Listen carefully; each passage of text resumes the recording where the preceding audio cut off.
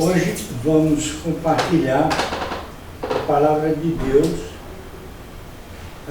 no texto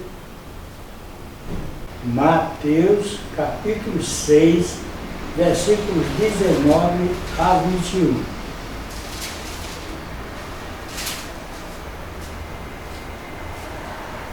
O título será: Já se perguntou onde está o seu coração?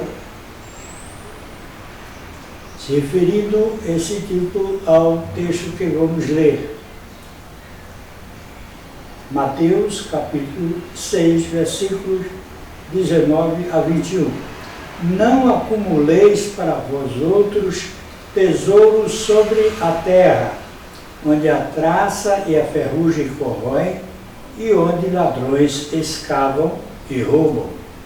Mas ajuntai para vós outros tesouros do céu, onde traça nem ferrugem corrói, e onde ladrões não escavam nem roubam. Porque onde está o teu tesouro, aí estará também o teu coração. Quantos não têm os seus sentimentos, quantos não têm em seus sentimentos o seu guia, a razão de sua existência? Quer dizer, o que guia a eles nessa existência são os seus sentimentos. Quando tristes, nada mais lhes importa que sua tristeza, sem ao menos imaginar que a tristeza de muitos outros, com causas bem mais profundas que as suas, é anulada ou substituída pela atenção aos cuidados e apoio nas carências de seu próximo. Tal qual pêndulo oscila de um lado para outro em sua vida sentimental, onde abriga no coração sentimentos e não lembranças e lições colhidas nas fontes que lhes permitem tomar o rumo que pode dar sentido à sua própria existência. Diz a Bíblia, o mais antigo, abrangente, distribuído, traduzido, lido, criticado e fundamentado livro da história da humanidade, o qual, na realidade, é uma coleção de livros. O mundo jamais conheceu outro que sequer dele se aproxime em fontes de comprovação do seu conteúdo. Na Bíblia, lemos que enganoso é o coração, mais do que todas as coisas, e perverso, quem o conhecerá? Jeremias 17, 9. Então, em Jeremias 17, 9, lemos: enganoso é o coração, mais do que todas as coisas, e perverso, e quem o conhecerá?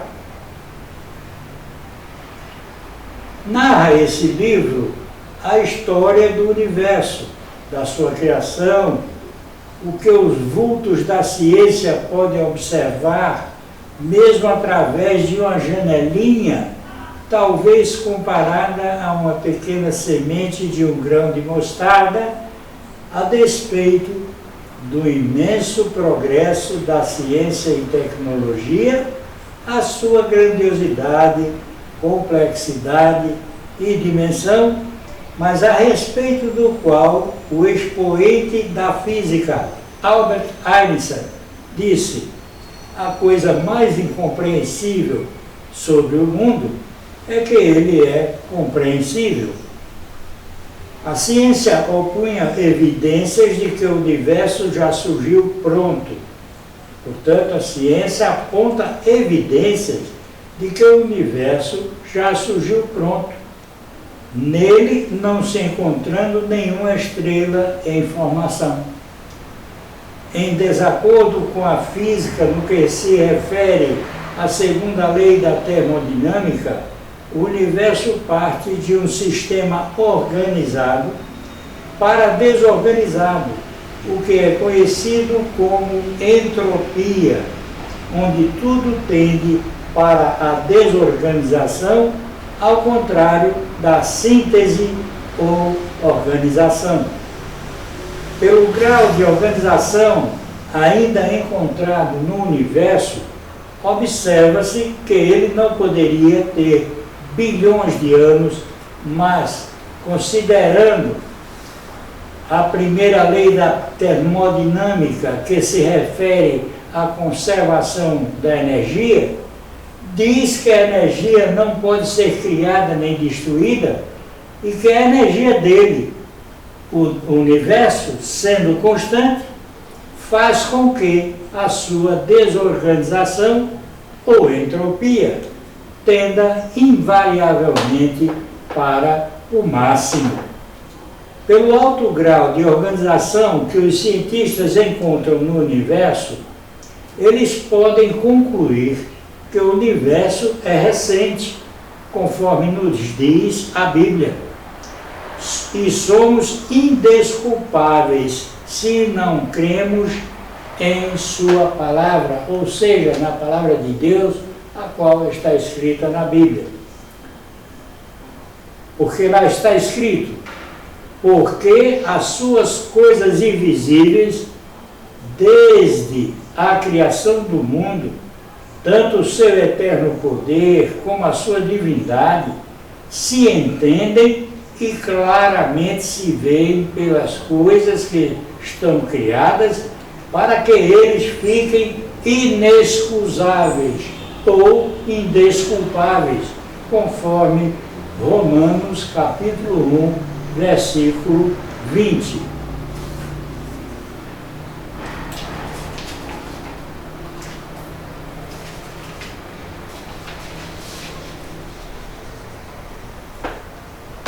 Portanto, onde estaria o nosso tesouro? As falsas luzes do mundo são armadilhas do maligno que levam muitos a gravíssimos erros. Iludir-se supondo que sua felicidade depende da satisfação de sucessivos sonhos de consumo. Outro é seguir a teologia da prosperidade. Em João capítulo 8, versículo 34, lemos: replicou-lhe Jesus: em verdade vos digo, todo que comete pecado é escravo do pecado. Quando cometemos erros, pecados, tornamos-nos escravos deles.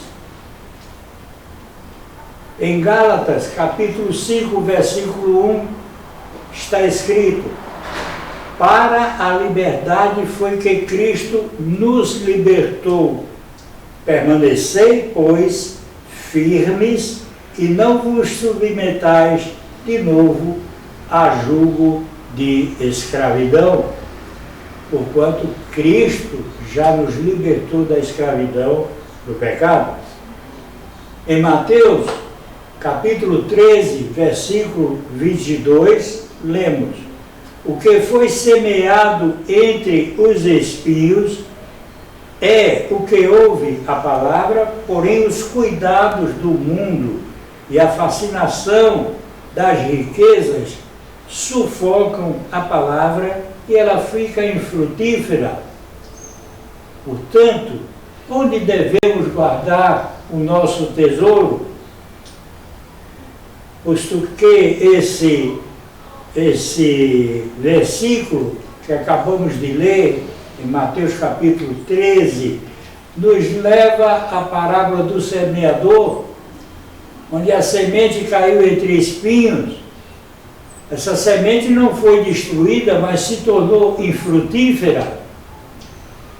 por causa das preocupações, do envolvimento com as coisas desse mundo.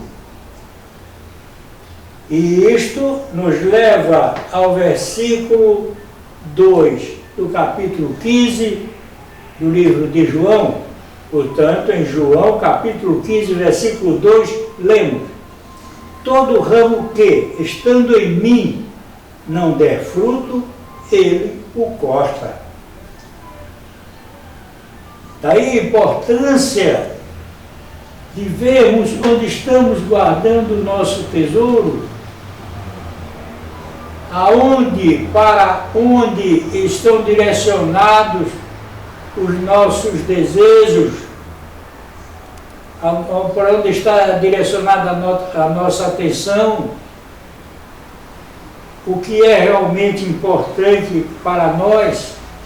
Então, lemos o capítulo 15, versículo 6 do livro de João, onde está escrito: se alguém não permanecer em mim, será lançado fora, à semelhança do ramo, e secará. E o apanham, lançam no fogo e o queimam. Portanto, isso se relaciona com aquele ramo que não dá fruto.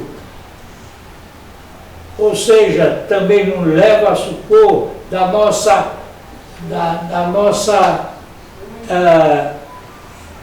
fé, que não produz obras. Pois fé sem obras é uma fé sem vida.